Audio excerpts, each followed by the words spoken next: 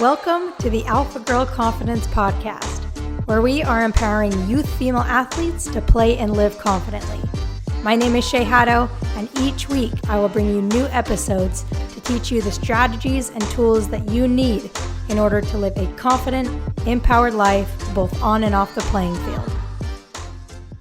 What's up, and welcome back to the show. So I'm super excited to share today's episode with you, where I sat down and had a chat with Erica Suter on daily habits to improve your mental and physical performance. So every single week, pretty much every single week, Erica and I sit down and we chat about different topics that'll help you to improve your mental health, your physical health, your performance, really just all things psychosocial and physical that are going to help you both on and off the field. So in this conversation, we talk about daily habits. We give you 4 actionable habits that you can take and implement immediately. So my encouragement for you is to really take notes on this episode and find one habit that you want to start to implement into your life. This is a great episode heading into, we're kind of in the middle of summer now, but for the summer, it's a great episode for you. Erica brings so much knowledge to the physical side of things that you are not going to want to miss out on. All right, enjoy the episode. Hi, everyone. Shay and I are back to discuss daily habits this week. And I know it's a topic that we both are really excited about because we do a lot of mentorship for young girls, and a lot of what we have in our programs for physical and mental training are things that we expect girls to do with us to get the most out of them. But we also expect athletes to do more than what we ask of them. And that's where these daily habits come into play. So I can talk about the physical side, but if you want to just dive into what habits everyone needs to be doing, just non-negotiable to improve their mental game, their confidence, their anxiety, for their performance. Yeah. So like we were talking about off air, I think this is a perfect time to be talking about habits, because in the summer, I think is a time where a lot of bad habits can start to come up, right? Like the sleep schedules go crazy out of whack. You're kind of off your normal routine. And so I actually did, like in my texting program, I actually talked about habits just the other day. And so this is kind of perfect timing here, but I want to hit on 3 habits, and I'm sure we'll have a little bit of overlap, Erica. But one of the first habits, which I think is the most important, and I think you would agree too, Erica, is your sleep schedule, right? Like I said, in the summer, it's, I know when I was a teenager, it was go to bed at midnight, 1 o'clock, wake up at 10, 11 o'clock, and you just don't feel great when you have to, a lot of the times you have a morning practice in the summer, a morning training or something like that. And so it just leads it's kind of a domino effect. If you don't get the right sleep, you're probably not going to wake up early to get your training in. Or if you do get your training in, it's going to be too hot. You're not going to feel well. So when you don't feel well, you're not going to perform physically. You're not going to feel good mentally. So sleep, I think, is really the foundation of all habits. If your sleep is on point, then everything else will kind of fall into place. So as far as specifically, since, it's summer right now, as far as summer goes, I know it's hard, but trying to stick to as consistent of a sleep schedule as you possibly can. Right. So even if it's, I'm going to try to go to bed between 10 and 11, maybe keep an hour range that you're going to try to go to sleep. And then also, okay, so if I'm going to go to bed at 10 or 11, this is the time that I'm going to wake up. Right. So give yourself, those 8 hours or whatever you feel works best for you. But trying your best to stick to that sleep schedule is going to really help your mental performance, but also your physical performance. And Erica, I'm sure you can kind of get into that a little bit more and how important sleep is for that intense summer training.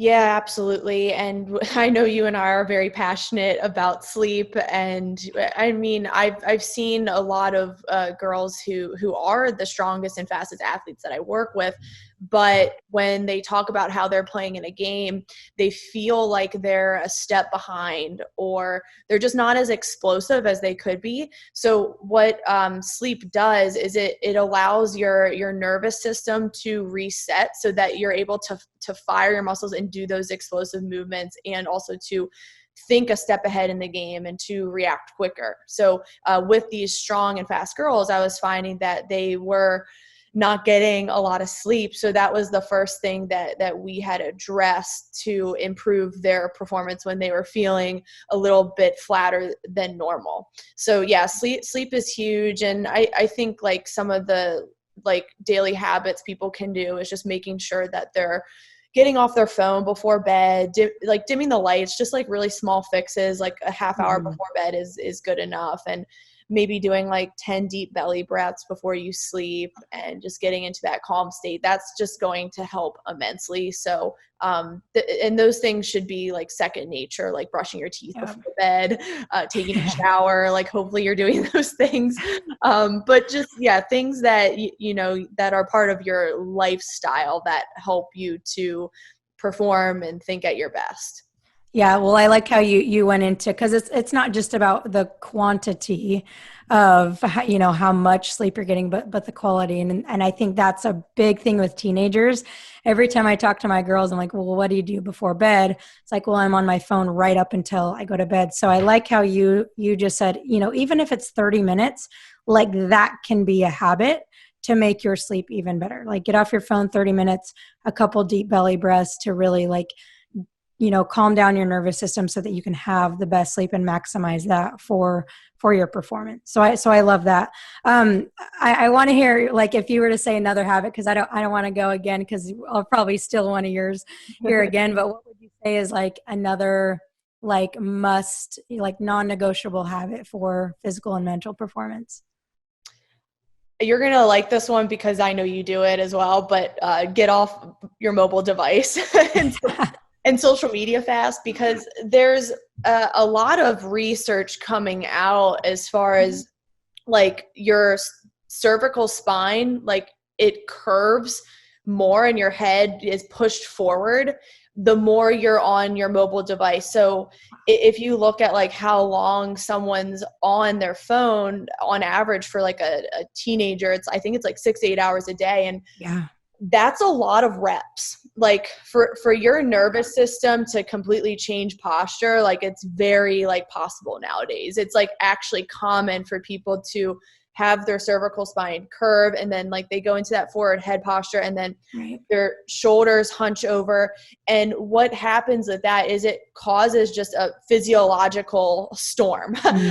So the hip flexors will tighten, like the pelvis will roll forward, and that might cause knee issues or a weakness in hamstrings, and the knee will be unstable, the ankles will be unstable. So it's just like this bad chain reaction. And when I'm like doing strength training with soccer players, like we try to reset that posture.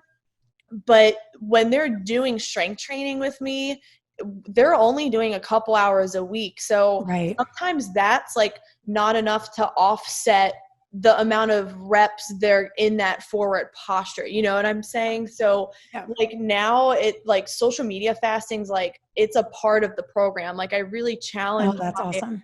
in-person and remote athletes to social media fast. Like when I do that post on Instagram, I'm like, you guys better reshare the post and join me. Like this needs to be a part of the program, because posture affects everything. Like it affects knee health, ankle health. It affects your speed performance. So it could limit your range of motion and your stride and how you're striking the ground if you're in that forward head posture. So like that for me is like the biggest physical habit someone can do, is to cut back significantly on looking at screens. I love that. Like I didn't think about it in terms of the physical implications of it, but it's so true. Like if you go to a restaurant or you're anywhere out in public and you see someone on their phone, like they don't have good posture, right? Like you go to a restaurant, everyone's on their phone at the table. and their neck is in this position. Obviously, I don't know if everyone is not going to watch this, maybe just listening to it, but your head is forward, right? And it's like you said, Erica, it's really this domino effect of hip flexors tighten up, and then like the knee and the ankle, and then the lower back starts to hurt. And it's just this domino effect that one simple habit can change.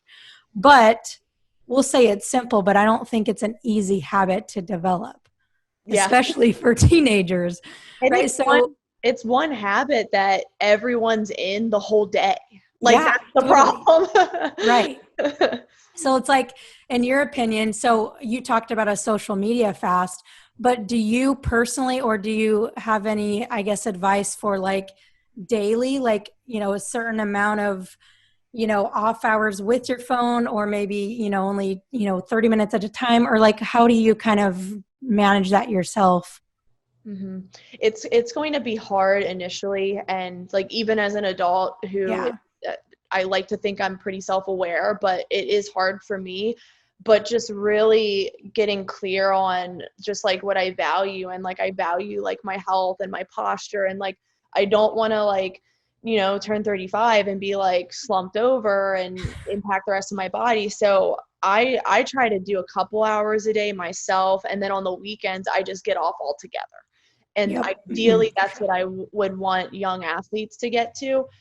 But if it's hard initially, they can start with just 30 minutes to 60 minutes a day getting off. If they're on, and if people are watching this video, like hold your phone like up here, so like, your chin is up and you're like looking at the sky. The last thing you want to do is like have it so your chin's like tucked at your neck and down. So at the very least, like do this, and if anything, you're gonna get like a nice like bicep workout. You get some like shoulder mobility. So like that's a good thing. And you can like switch hands, like maybe like hold your phone with your non-dominant hand. Like, I don't care. Yeah. Hold it up.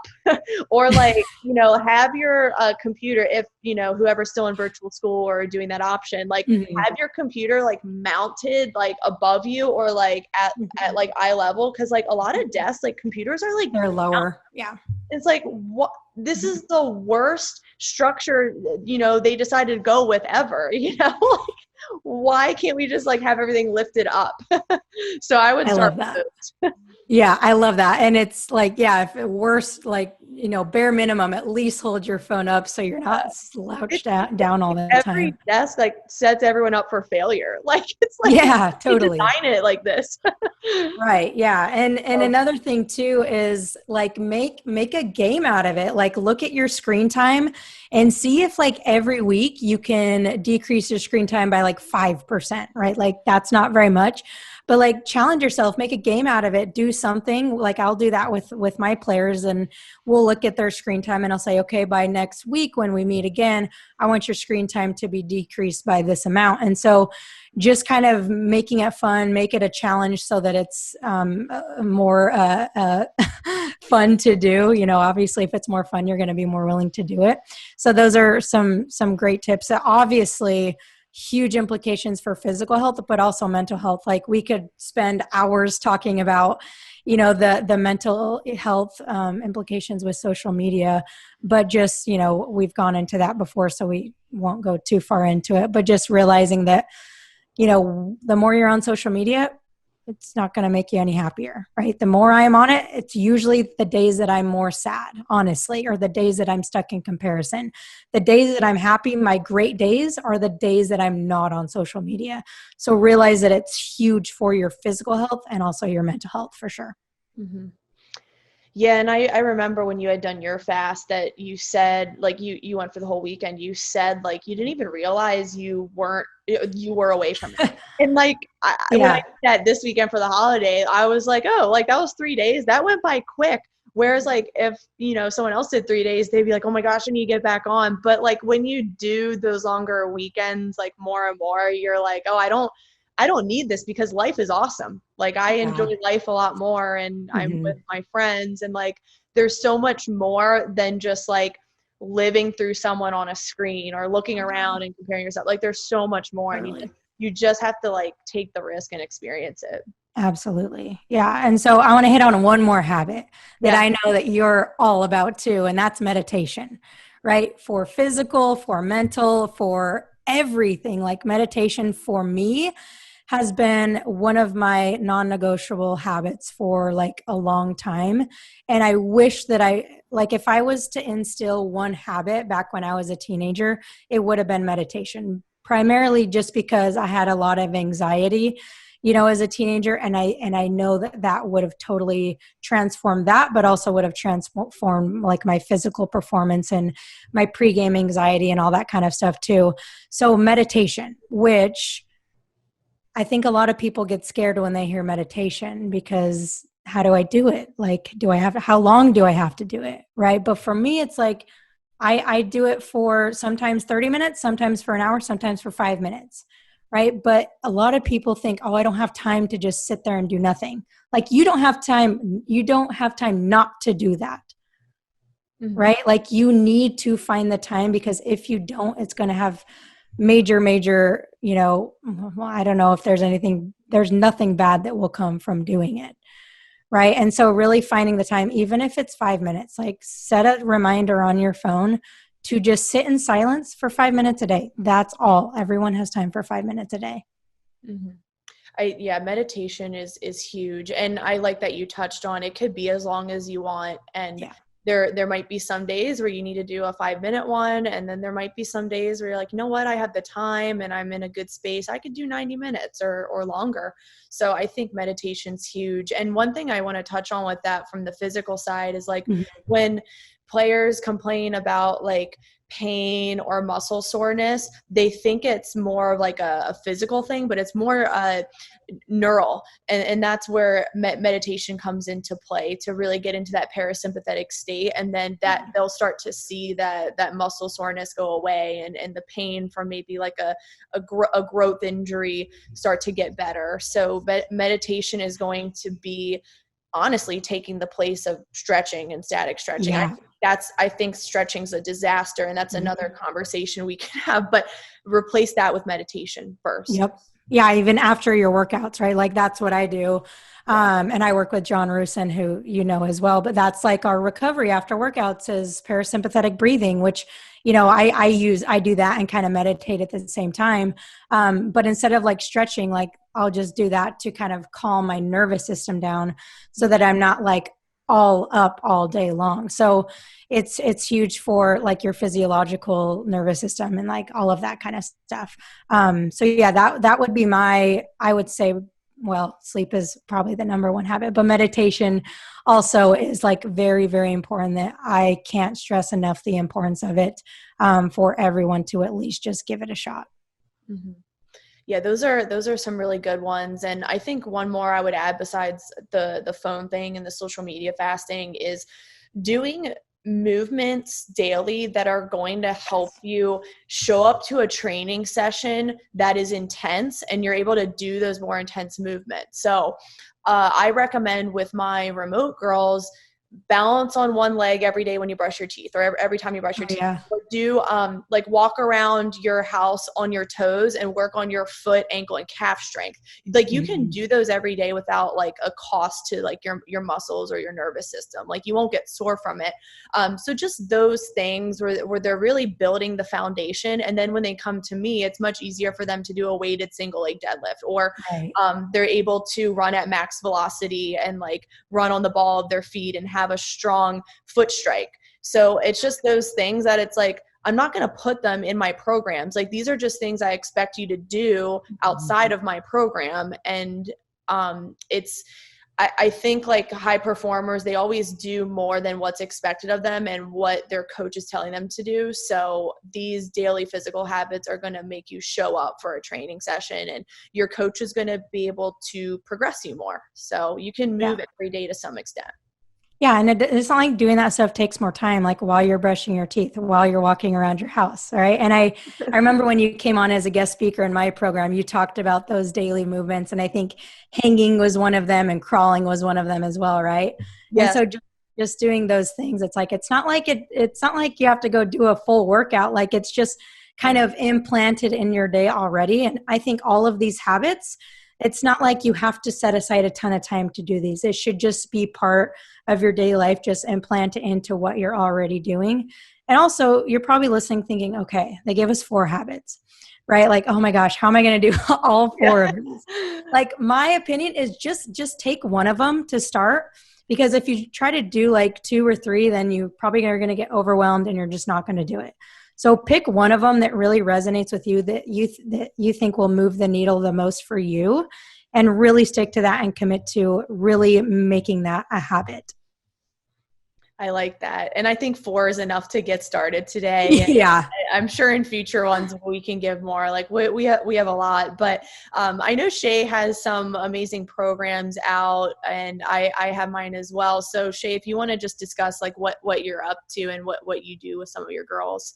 Yeah, so I just closed the doors to my new program, the Alpha Girl Collective, which is really a community-based group confidence coaching program.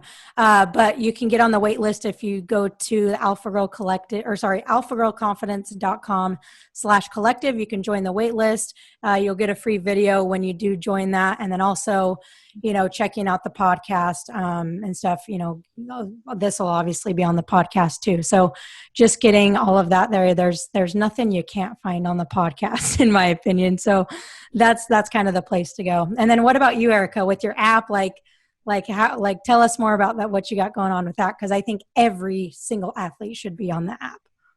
Yeah, definitely. So I have just 2 offerings right now for young athletes. The first one is a general program on my phone app. So if you're in season or you're off season, then this app is customized to the season that you're in and also your age. So middle or high school age. And that's if you just want the customized program, you want the video demos, you want the workouts totally laid out.